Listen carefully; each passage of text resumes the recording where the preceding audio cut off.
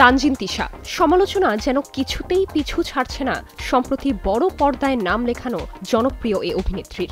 অর্থ আত্মসাৎ কেলেঙ্কারির মাঝেই ভাইরাল হয়েছে তিশার একটি অডিও রেকর্ড।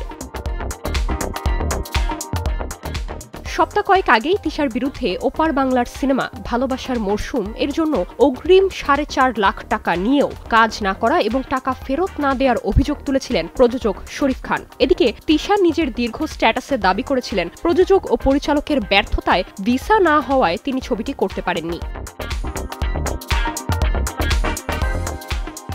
অথচ ফাঁস হওয়া অডিও রেকর্ড বলছে ভিন্ন কথা।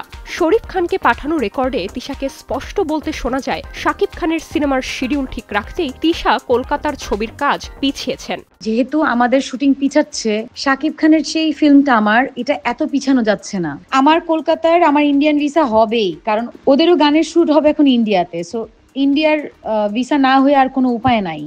এদিকে ছবির পরিচালক এম.এন. রাজ মুখ খুলেছেন বিষয়টি নিয়ে। ভারতীয় গণমাধ্যমকে স্পষ্ট বিবৃতি দিয়ে দাবি করেছেন তিশাকে টাকা দেয়া হয়েছে এবং চুক্তিপত্রে উল্লেখ না থাকলেও নিয়ম অনুযায়ী কাজ না করায় তিশাকে টাকা ফেরত দিতেই হবে। Nirjona Nusrat, star news.